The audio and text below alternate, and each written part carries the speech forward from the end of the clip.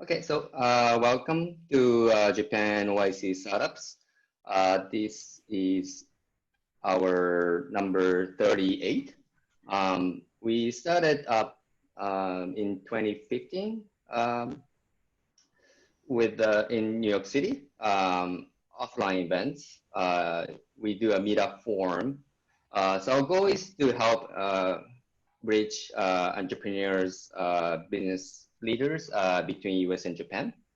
And I am Masa, one of the organizers. And we have a Jennifer. Jen, do you want to say? Hi, I'm Jen. Nice to meet you guys all. Sorry, I'm in a bit of a dark space, I realize. I'm actually in Asia, Taipei at the moment, so forgive me for my dark background. Okay, great. Okay, so first, say here's we have about how many, Jen? 12, including myself. If everyone can just say their name and also the industry they're in. So Rio and John know who they are speaking to. Maybe even kind of cater to what your industry is. So if you can just kind of quickly say your name. Ideally have your camera on. Yep. Who wants to go first? Maybe Rio, do you want to say first? Okay, so hi everyone. My name is Ryo, the founder of ZeBrand. So yeah, actually, 1 year ago, I established the company ZeBrand Inc. and ZeBrand Corporate in New York and Tokyo. Yeah. Okay, that's quick enough. Thank you. What industry you are in? Kind of branding and website. Branding. Got it. Thank you. Someone wants to go next?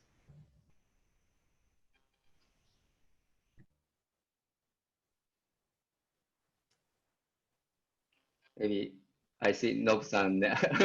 Okay, so my name is Nobu from New York, and we are hardware specific early stage investor based in both in New York City and Kyoto. And my background is actually the website of the company. So that's Thank it. You. Thank you.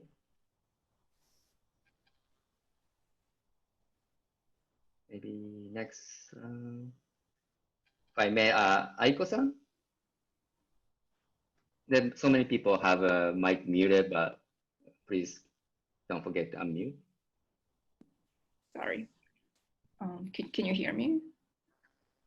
Yeah, we can. Okay. Hi, I'm Aiko. I'm based in New York. I work for a company that develops a drone infrastructure that was founded by a Tesla executives called EDA. Nice to meet you.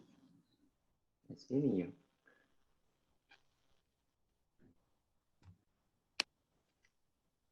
And the next person? On my list, I see Daiki.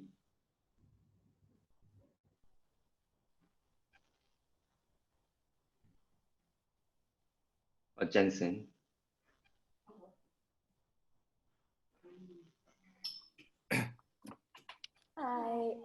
Hi, Jen. Hi, Masa-san. Can you guys can hear me? Yep. Okay, perfect. Hi, my name is Daiki Nakajima. Sorry, excuse me while I'm in the middle of eating with my kids. So I had to turn the camera off and I'm gonna mute for a bit until they finish eating. But I work with JETRO, Japan External Trade Organization. We are a Japanese government or part of the Japanese government facilitating bilateral investments between US and Japan. So happy to join today. It's been a while, but happy to join and listen in. Thanks. Happy to have you.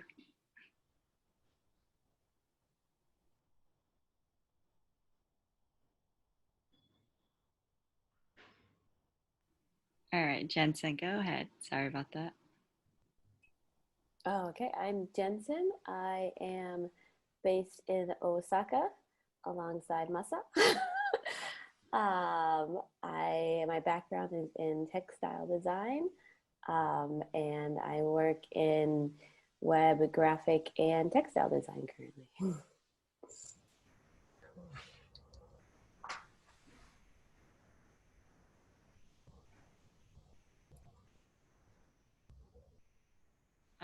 Okay, next one, Julie, if you can unmute, say hello. Hi, I'm Julia Zuma. I'm in New York City. I had a website starting in 1995. We're still in business and we sell educational materials for kids diagnosed with autism. Wow, thank you. And Mari? Hello, I'm Mari Kasanuki. I'm based in New York, although I recently just moved out of the city, just so I don't have my camera all set up, but I'm a software engineer. Hello. Hello. Hello. Great. And the last, sorry, and Nikolai? Sure. Hi, everybody. I'm Nikolai. I work for the city of Yokohama, which has a New York office that opened up about a year and a half, 2 years ago. So I'm in New York and I'm working for the city of Yokohama, and we're doing like, kind of like Nakajima-san was saying, like kind of bilateral trade, trying to bring US companies over to Japan and bring Japanese companies over. Awesome. And I Awesome. think the last, Yoko-san?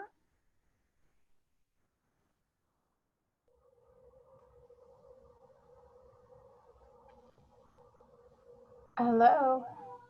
Hello. Can you hear me? Hello. Yep. Okay, great. I'm so sorry about that. I have a 20-month-old, so I've been in and out of this conversation. I apologize. Hold on, let me see if I can turn on the screen real quick. Okay. Hold on. Okay. Sorry about that. I don't know if you can see my video. I'll work on it. I'm sorry. No, that's okay. No problem. Sorry about that. Hi, everybody. My name is Yoko. I'm based in New York City, and I am here to learn about branding. And I'm actually coming from, my background is from branding and communication. I'm based in New York City. I own an agency, and I also own my own startup. So coming from Japan and being New York City, this meetup is like perfect for me. So I'm here to meet everybody here and looking forward to learning more. Thank you. Thank you so much, everybody. Hopefully we can all connect, some format, but yeah, we proceed this. Okay, you can still see my screen, right? Okay, so maybe you find us through website or meetup, or social media, but we are at these places, so please follow if you haven't. And just quickly, our sponsor, Telnet. Telnet was founded in Japan, 94. They have a customer service product, like a call center, with omotenashi in spirit.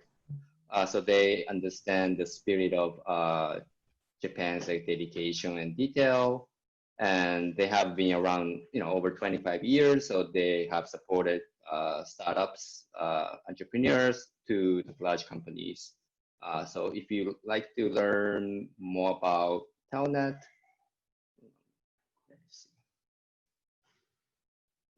please contact Parker. This is the email address, pcanjoras@telnetglobal.com. So the agenda today, we're featuring ZeBrand. Rio can explain more about what ZeBrand is, and also John, he will give us sort of overview and great tips about branding and topics. And then at the end, we have community announcements. Maybe there's something that you can share with us, or you can help others. We just did a quick intro, but maybe we'd like to more about you. So. Okay, so without further ado, I will present Rio. So he will speak about the company and also give us a quick demo. And John follows after Rio. But Rio and I haven't met in person yet. Jen did. But we initially had conversation a lot earlier than today. We were about to feature ZeBrand back in March this year, and that's when the New York started getting the pandemic, the beginning of the pandemic. So that point, like others, we also canceled the event. But now we are still in it, but we're happy to present Rio over online platform. So welcome. Okay, so I'll stop sharing and Rio, please go ahead. Okay, hi all. Thank you so much for today. So first I share my our website, ZeBrand. So if you have time, please check it. And I share my screen. Okay.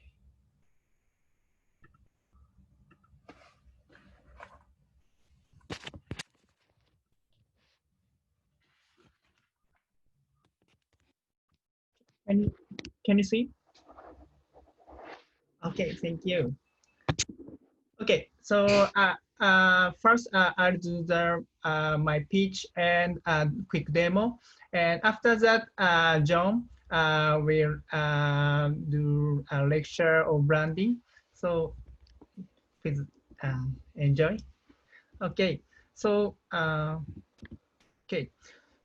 ZeBrand is a brand building platform built to help emerging businesses brand their way to growth. ZeBrand is just for you guys. So, hi, my name is Ryo, the founder of ZeBrand. So branding is especially important in the early days of your business. Currently, brand activation in US is a $600 billion market and is growing 6% per year. Only expected to grow from here on. So however, it could be a challenging and expensive process for startups and founders. So our target is the founders and owners of startups and small businesses.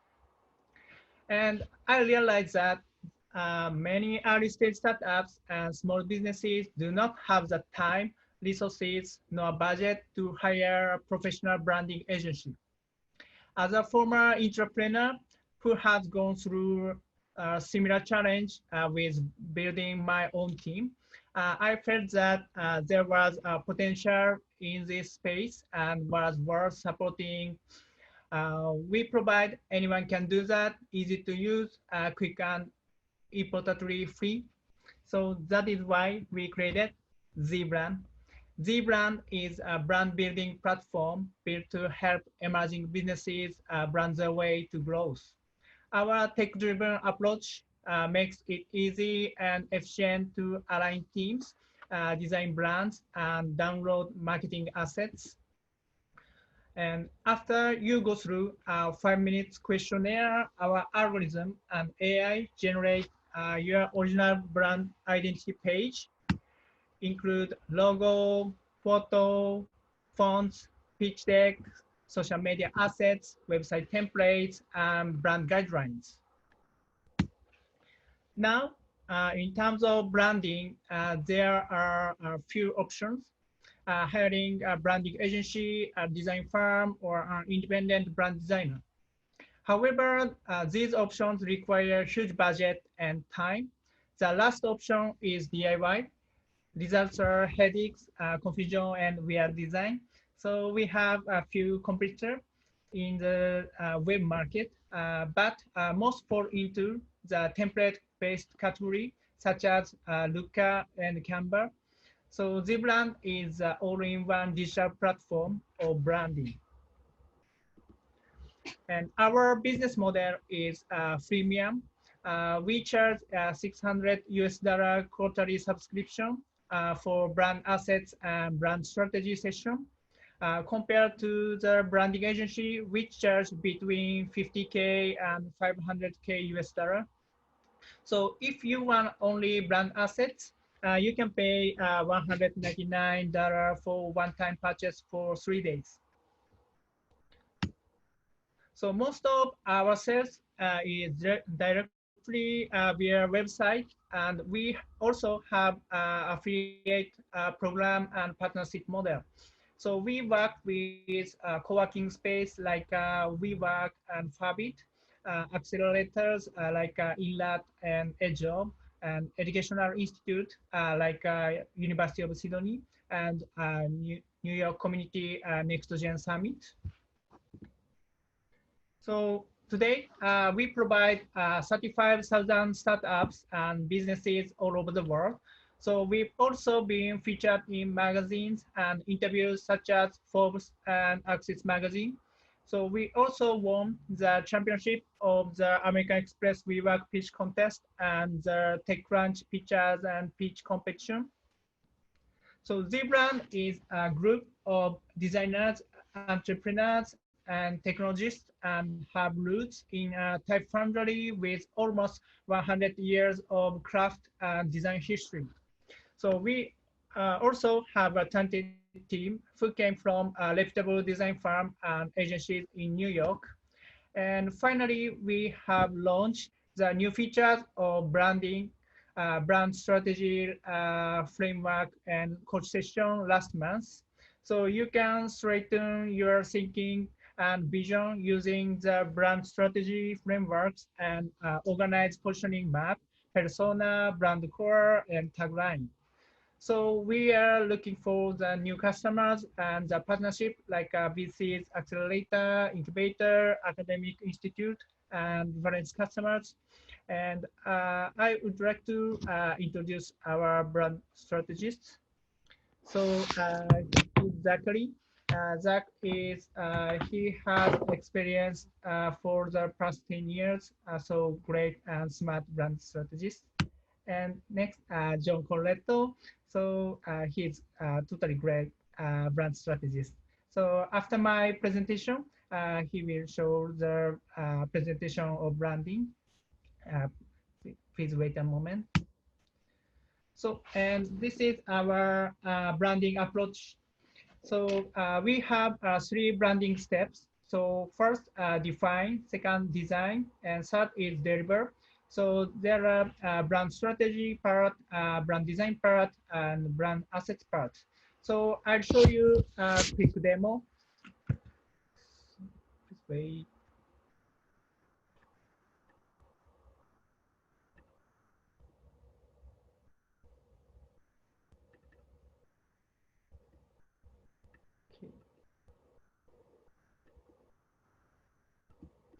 Yes, so this is our website, ZeBrand, and start now. So there are a few questions. So first, you choose the color.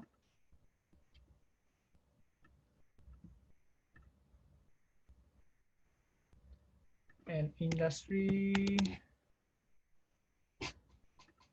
You can type or pick from, and target audience, and gender, and occupation.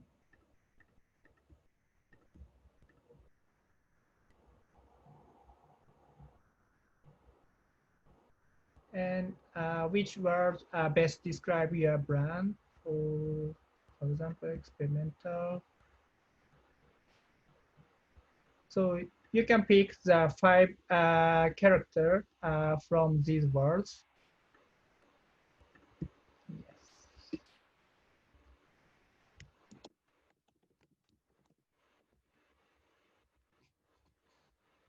So our algorithm and AI generate, and we create the brand identity page.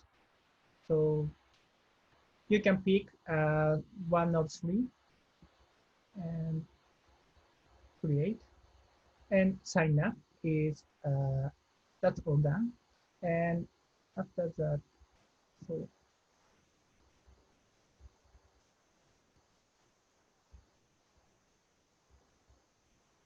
so this is our login page. So we have three category: brand strategy, brand design, and brand assets. I'll show the brand design first. So it includes the logo and logo type, and mission and vision, and core value, and logo, and color. For example, so you can copy from here, and typography.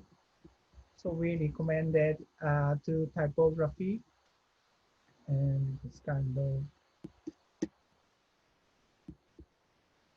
And you can download the photography, and motion is now preparing. And you can see the brand guideline, this kind of quick review. And if you want to download, you should go brand assets. So if you have a free account, you can download fonts and photography. And if you upgrade the premium model or one-time model, so you can also download logo and brand guidelines and presentation template and website template. So you can download CSS and HTML, and also social media assets, and so on. And if you want to see the assets, download all samples. And I'll show you. So this is our pitch deck. You can download. So it includes SWOT or a business model canvas, and yeah, it would be great. Okay. And the last one is brand strategy. This is the core feature of ZeBrand. So there are 5 sections: envision, emphasize, expand, elevate, and expression. And we have 7 framework we call brand strategy board. So for example, brand DNA, you can see this kind of, and you can fix and edit.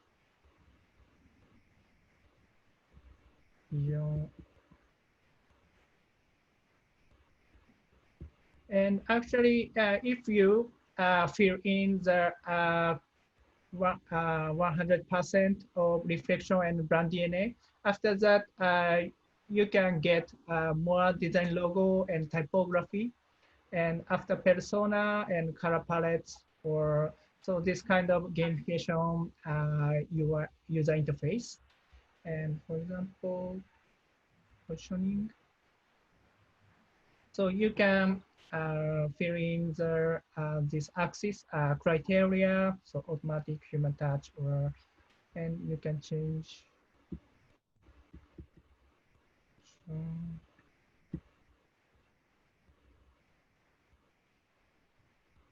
So you can see that this kind of positioning map or something. So this is our new features, and if you fill in all brand strategy, after that you can order the brand strategy coach session. That would be great. Yes. So this is my I finished quick demo, and thank you so much. And yeah, please go ahead, John.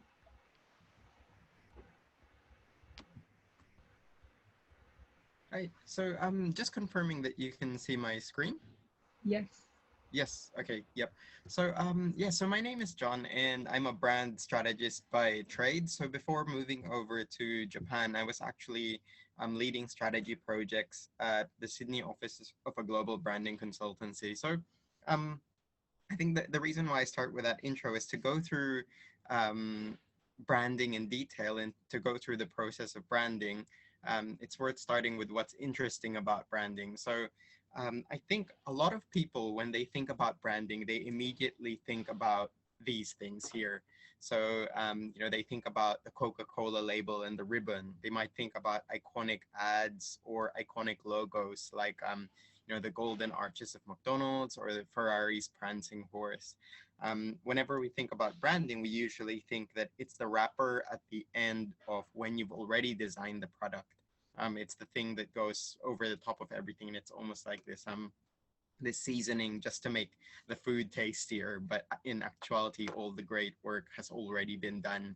But I think what I've found interesting about branding and the work I do as a brand strategist is that no matter which industry a company is in, or no matter which stage of growth, whether they've only just started, they have no product, or they already have hundreds of thousands in revenue, branding still plays a role depending on the way that you approach it. So within this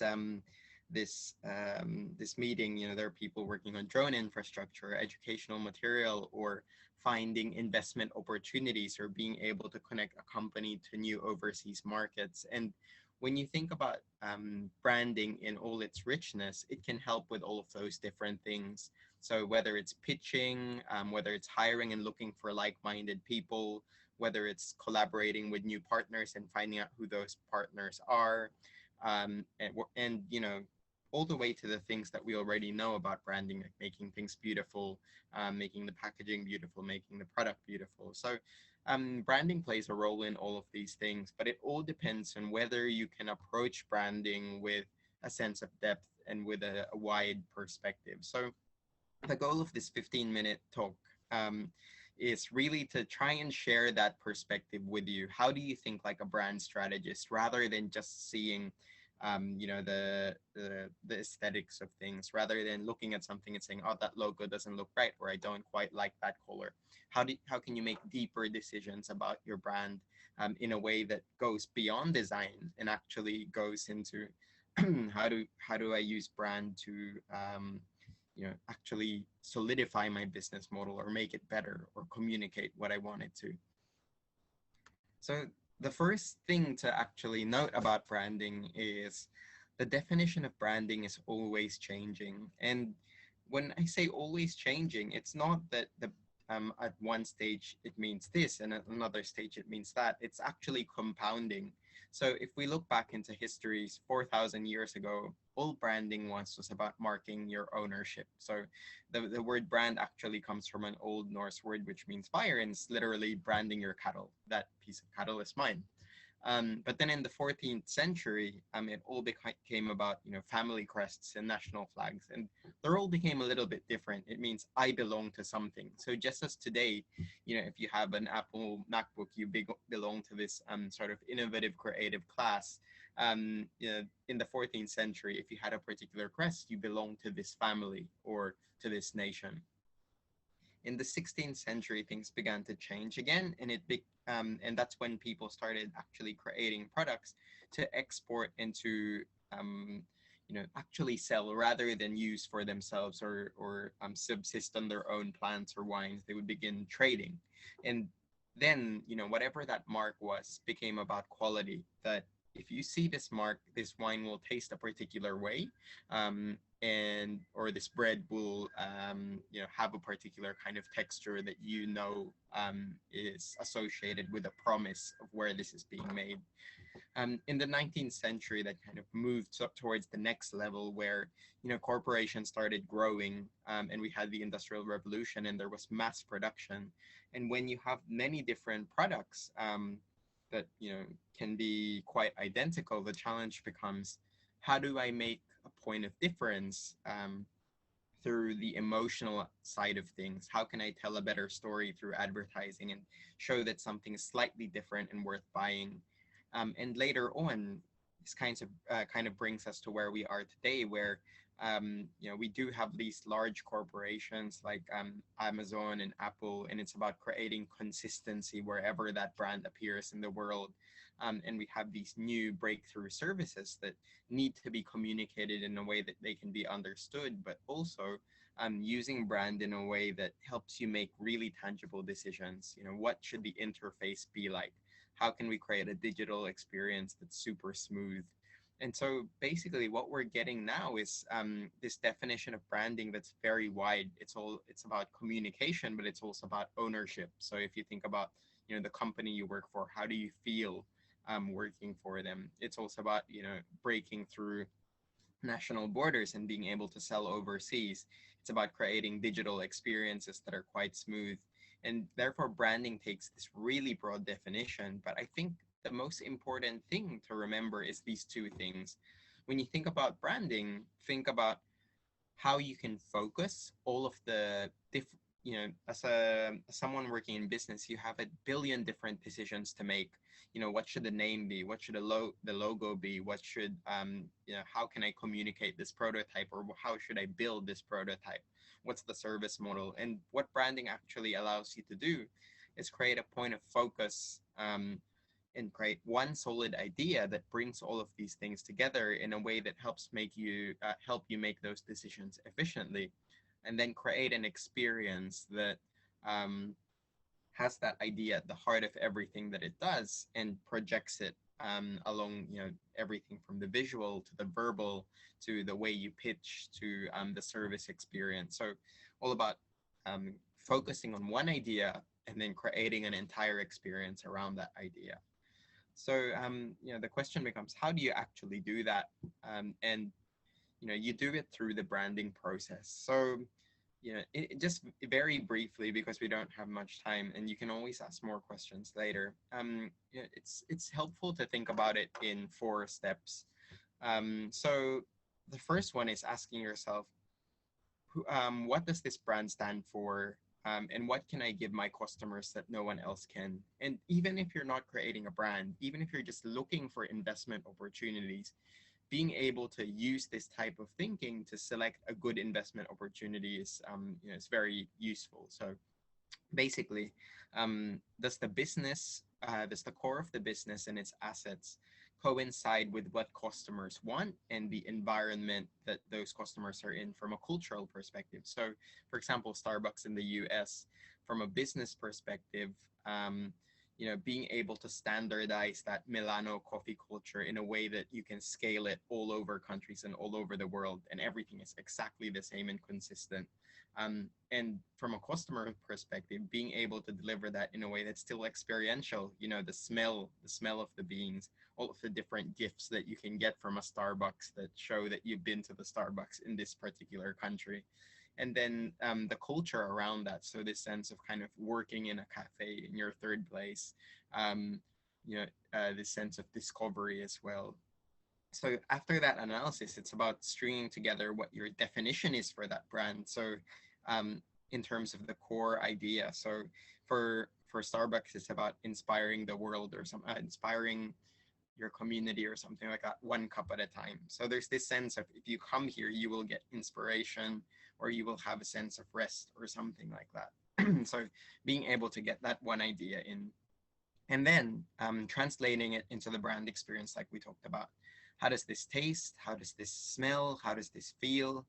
And then lastly, putting that sense of governance over it. So how can we make sure that it's consistent no matter where we go?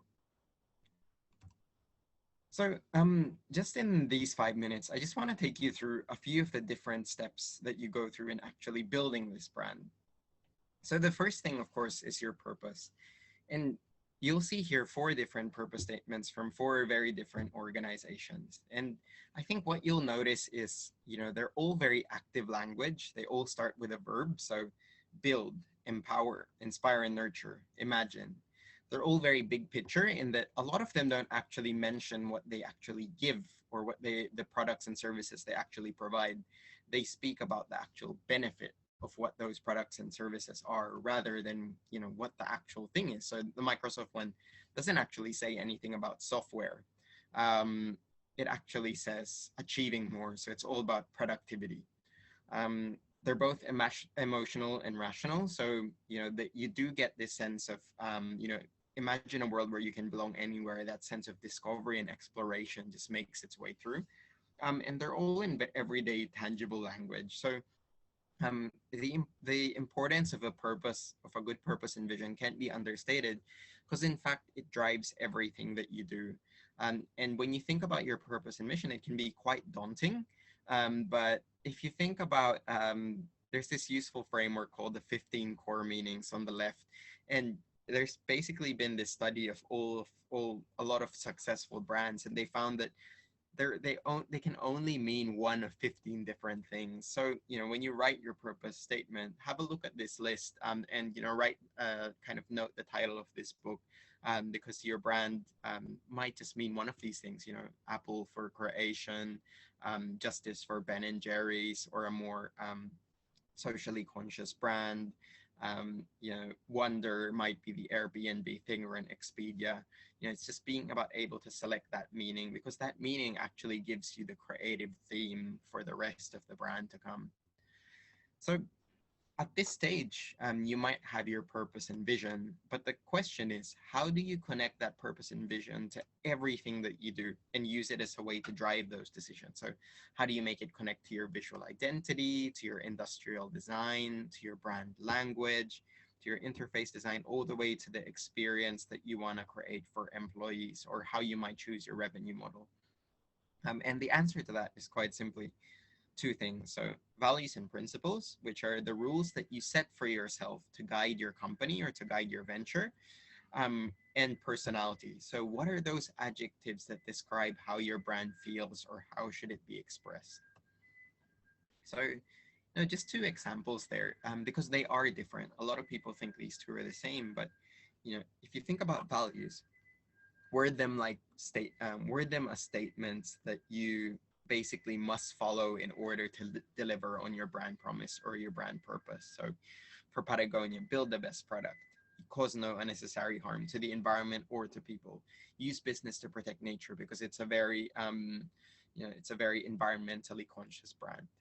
And then personality is a little bit different. So for example, Muji, the quintessential unbranded brand, it's all about calm. So there are other words to describe it, of course, but when you look at their ads, sometimes you get ads with absolutely no copywriting whatsoever. It's just people relaxing in silence. You know, there's a sense of calm about it. With IKEA, everything feels accessible, everything feels cheap, but also well designed. With a shoe brand like Vans, which is connected to skateboarding, everything is quite raw. And, you know, you feel like you're connected to the streets and to subculture. So being able to connect your purpose, which is that one broad vision, to your values, the rules you set for yourself, and then your personality, gives you the ground for a strong brand strategy. And if you think about brand strategy, it's really those three things, you know, placed in consistency. And at the center of it all is this, what you might call a brand idea. So how do you sum everything up? So when you think about a brand like Uniqlo, when they say this is lifewear, and their brand idea being lifewear, you know, it just strings together the way their stores feel, the way their products are priced, and the way that they're designed, you know, the kind of partnerships that they have. So for example, partnering with fabric manufacturers to make clothes that are presentable, but also don't impede your movement or don't impede your everyday life. So basically, and even the models that they use, right? They're people that you might see in the streets. They reflect family, they reflect the professional. There's nothing too out of reach. So it's all about clothes that you know, are accessible to your daily life, and that are partners in the daily lives that we live. So that one idea encompasses everything. So basically, that's all brand strategy is, if you want to view it very simply. How do you create all of those rules and all of those concepts that you can create a sound foundation for the design decisions that you make? And basically, what I want to go through just in this brief amount of time is really focus on visual identity, because a lot of people think that this is all about personal taste, but just from what we've talked about, how do you create a visual identity that reinforces your brand strategy? So I just want to show you the different possibilities. So the first thing is a lot of people focus on the logo. And what I want to show is that depending on the kind of business that you're in, your logo might be very different. So word marks might exude a sense of luxury because you put someone's last name on it, for example. And logo marks might create a sense of mystery. But then in today's world, you might really need both, because you need one as a social icon and one as a long form name for other purposes. And usually when your brand is new and it's not well recognized yet, you need that long form version because people won't recognize the icon quite so soon. So being able to show them together is very useful. The other thing is color. So, color can exude a sense of ownership. So you can own a sense of color. So that teal on the left, you might associate, oh, that's Tiffany blue. And what's on the right of it, you might go, oh, that's McDonald's. But it also exudes a sense of meaning. So blue is about assurance and safety, which is why many financial institutions have blue. And then green is a sense of sustainability, which is why BP, this oil company, in trying to shift its image, has intentionally gone towards green, renewable and environmental. Typography. So a lot of people think font is just something that you select on Microsoft Word or something like that. But again, it has different connotations. So you can own a particular font. So when you look at that John Appleseed on the left, you might just think, oh, that's Apple immediately. You might maximize a font for its legibility. So for news companies, it's really important to have a font that kind of sings at you, no matter how small you see it in. Meaning, so you can choose a font to convey a sense of gravity or democracy. So in the Obama campaign, that font is called Gotham. And they specifically chose it for that purpose. It has a sense of professionalism yet boldness. And then utility, so selecting a font that you can see at quite big distances. Photography is also important. So these are two not identical, one is Rolex, one is Patek Philippe. They both cost an exorbitant amount of money. They're both made in New Zealand, sorry, not New Zealand, Switzerland. That's the Australian coming out in, so Switzerland. But one, given the imagery that they use, communicates this heirloom that you pass to the next generation and that you have to treasure, while the other communicates this sense of, adventure and exploration. So two luxury watches, but with different photography, communicates a completely different brand to different target audiences. Illustration, so they're not just drawings that accompany whatever your visuals are, but they play a role in helping you understand what that brand is about. So the one on the left from Uber, it clearly communicates, we'll get you from A to B, no matter how confusing the cityscape is. And then intuitive wayfinding, so illustrations in regards to icons. As your smartphone gets saturated with more and more icons, how can you choose the app that you're actually looking for? And illustration plays a big role in that. And just to cap things off, and sort of capping off this really quick not lecture but overview of branding. Design is about harmony, so that's the most important thing. So when you select different elements for your brand, think about how these things sit together. How does the logo sit with the typography, sit with the photography, and does it all communicate your brand strategy? So Uber, very simple. It's all about getting from A to B in the most efficient way possible, in a way that's cheaper than taxis. And that gets communicated in the identity. It's all about wayfinding and roads and simplicity. Airbnb, so when they rebranded, people places love Airbnb. So this communicates that sense of where the old brand identity was all about high tech, this one communicates a greater sense of comfort and homeliness. And then Spotify, so when they rebranded, that logo combined with the different advertisements, combined with a color, all communicates that sense of, this is a whole world waiting to be discovered through music. So, we'll leave it at that because we don't have any more time. And it was a quick run through the basics of branding, but hopefully that was useful in that, starting with your purpose and your vision and your brand strategy, how can you make sure that your entire visual identity is aligned to it? So that's it for me for now. Thank you, John. Thank you, Rio. So we're gonna take questions. Just switching my screen. But if anybody has a question, please go ahead.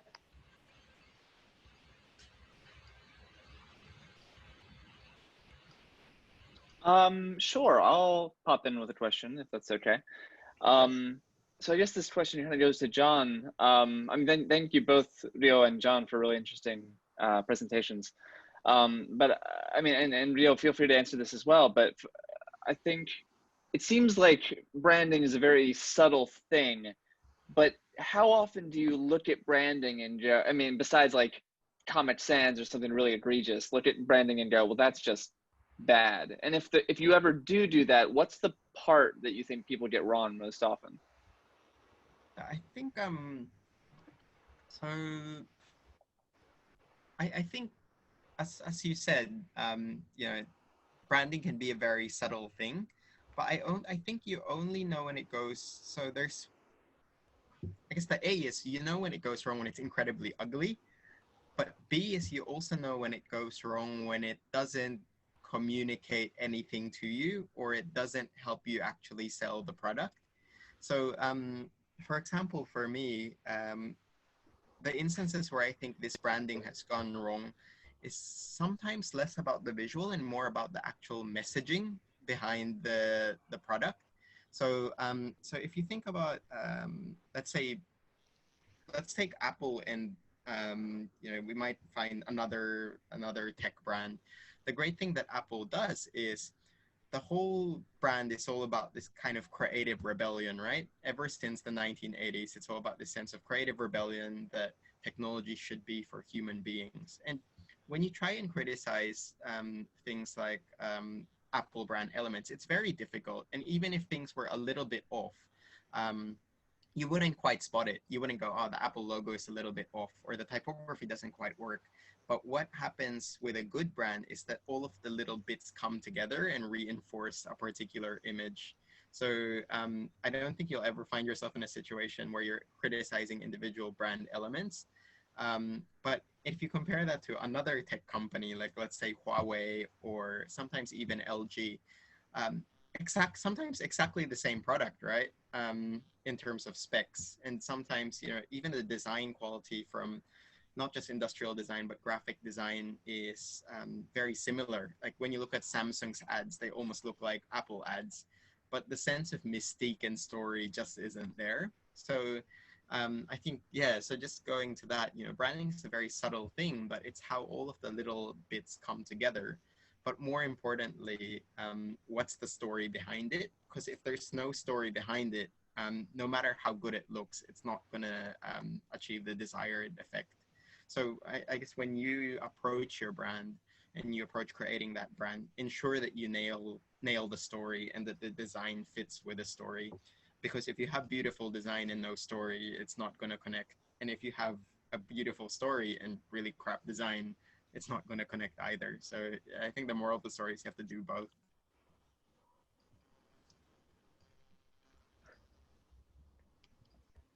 Thank you. Great.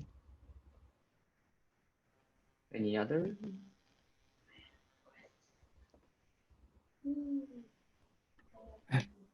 I have a question for both of you, I was assuming. So,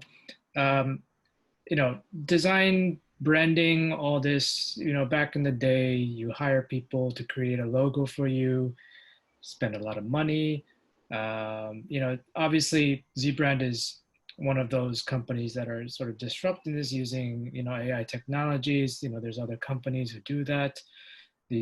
So nowadays, it's almost like the future of sort of this design aspect. What is design to people nowadays? What is branding to nowadays? Obviously, like mentioned, is changing, and AI is essentially an important tool because, you know, it's not necessarily just a view from the human side, but from various data sets and points that creates a specific logo. So, you know, how it's a big disruptor, I would assume, because, you know, if I'm an owner and I'm spending 100, 200K, $1 million on a brand campaign, all of a sudden you have a company like ZeBrand come in where you spend $1,000 and you have a whole campaign for you for $1,000. So, and then, you know, if it works, there you go. You generate, you know, millions and billions of dollars just through an easy campaign like that. So I guess my question really is to your perspective, how do you, like, how much will AI be important to you guys, and how much will this, and how much more, what's further beyond this sort of AI and design thinking is going to sort of bring the next level to a company like ZeBrand? Okay, thank you so much, Daiki-san. So that's great aspect. So actually, we believe the possibility and creativity of human.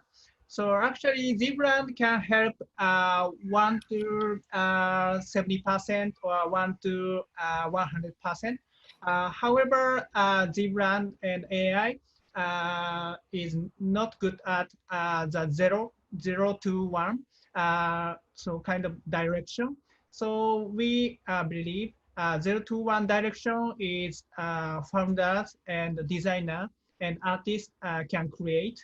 And 1 to 100 or 1 to 70% can create using ZeBrand. So I think actually now less than 15%. The company only can do the branding. So we would like to create the 0 to 1 branding market. So the people who have never done the branding, so we created ZeBrand. So if all people, everyone can do the branding. So the branding market is more bigger and bigger. So nowadays branding agency is I think same target, top 15%. So I think this kind of in the future, yeah, branding. I think the other thing to add to that as well is when you think about advances in technology and the role of technology. So aside from all of the talk about AI and usurping human capability, the two things that really pop out are about scalability and efficiency. So technology allows you to deploy your products and services identically across multiple geographies and scale limitlessly. So if you imagine the Amazon, let's say, platform, right? There's no need to build an extra store to get to an extra 200 people. That you can reach those 200 without doing anything, basically. And then efficiency is, you might not need as many people to do a particular task. So with ZeBrand, I think the thing that interests me is that it's using that scalability and efficiency in branding to reach people who otherwise wouldn't be able to afford it in the first place. So at that very beginning, or if they're quite mature in their brand journey, give them tools to standardize what they're already doing. But in terms of that middle bit, I think, having worked in brand agencies before and working with those creative directors and those designers, I don't think we're at this point where that sense of creativity and craft and attention to detail can be replaced by an algorithm just yet. Who knows where we'll be in decades time, but yeah, not at this stage, I think. And just to follow up on that, now, can you differentiate market locations? So for instance, if I'm using ZeBrand in the US, these brands, and as you may know, marketing is completely different when it comes to, say, for example, a US entry point and then an Asia entry point, right? Every company in the world, they don't have the same exact sort of strategy or brand or marketing strategy. Maybe the logo might be the same, but it could be a different aspect to it. So are there capabilities like that within ZeBrand, for instance? So actually, our target is U.S. market, and now we expand not only U.S. but also Europe and Australia. After that, we would like to expand other area, include Asia and South America or Africa or something. So yeah. So now we hire brand strategists in US and Australia. And after that, we would like to connect the European brand strategist and Asian brand strategist. Yeah,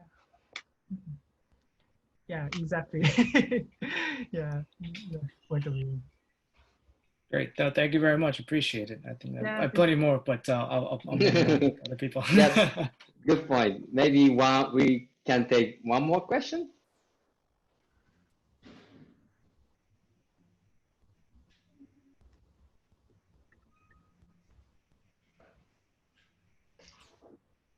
Anybody else?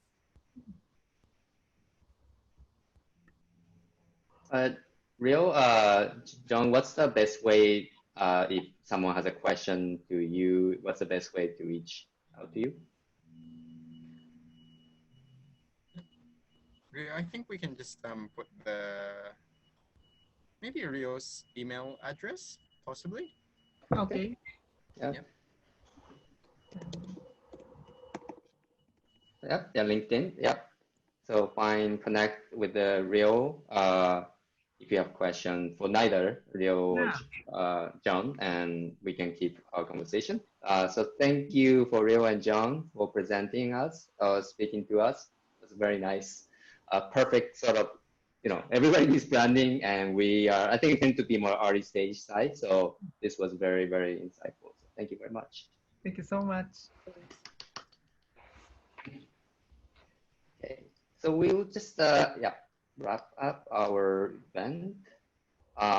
So now after they present, we like to have everyone to talk about what they're working on, or maybe you need some help on particular thing, or anything at all. Please take this time to announce a community announcement.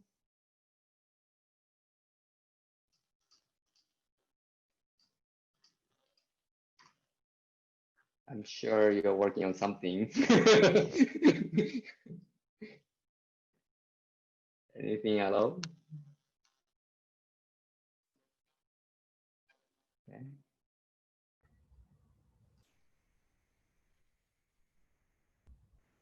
If no one, maybe Jen and I are looking for someone to do like a 15 minutes user interview for customer research type of prototype that we built. If anyone who is starting business, whether new business, startup, anything at all, if it's something you're working on new project, we like to basically have you 15 minutes to kind of go through our prototype and give us some feedback. So to do that, maybe I just post our email address here. So if anybody can help us, that would be great.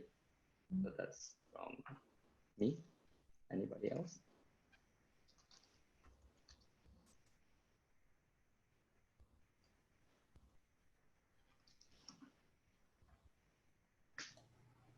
Any particular business? It's for now, it's a wide range.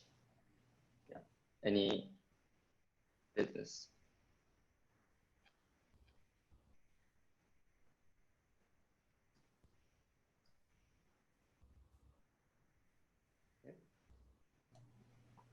Masa-san. Yep, go ahead.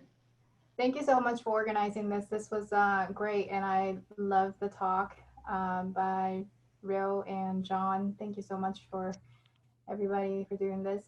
I would also love to help other people. Like if anybody's working on their startups or proof of concept or get any feedback, obviously Masa-san, I would love to help.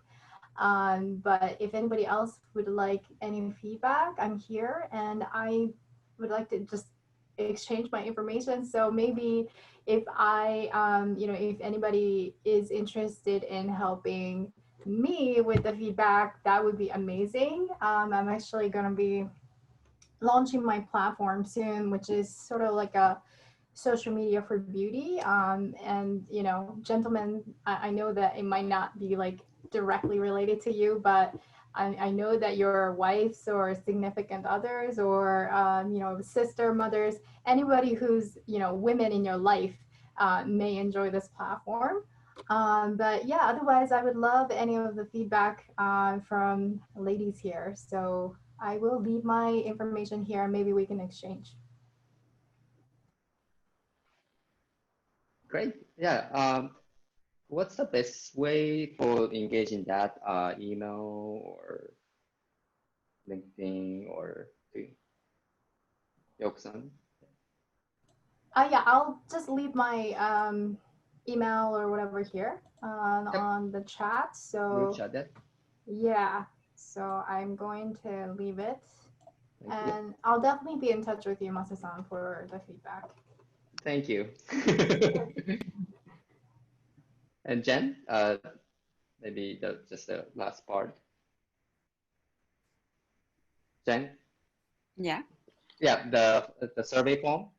Oh yes. Oh my gosh, I totally forgot. So Jen will post just the 2-minute survey for this event, for just the community in general, ZeBrand, the presentation. Yeah, if you can give us some feedback, that's also very, very helpful for the next events. Thank you very much. Okay, so otherwise, let me move.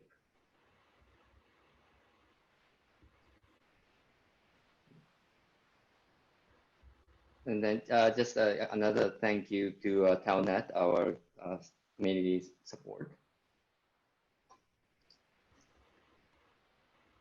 And so so let me stop sharing my screen, but we'll end the event with the Ipponjime, Japanese ceremonial claps, 3-3-3-1. There's like a different variation, but we do 3-3-3-1. So let me stop sharing. Okay, so maybe we can see everybody's face. Okay, if you can share your face, that's great. But if not, we're just gonna do it. So I say Oteo Haishaku, and everybody goes 3-3. Da da da da da da da da da da. All right. Okay. So only one chance. Thank you. Okay. Oteo Haishaku. You might want to raise your hand, otherwise we don't see. Oteo Haishaku. Yo. Thank you very much. Okay. So, so thank you everybody, and have a good night, and maybe for people in Asia, have a great day, and we'll see you again. And thank you for your time. Please fill out the survey. It's in the link. It's in the chat group. Yes. Oh, click that link before you exit, because I think if you exit, you don't have access to the form. So, thank you very much. Thank you. Have a good one. Bye, guys. Thank you very much.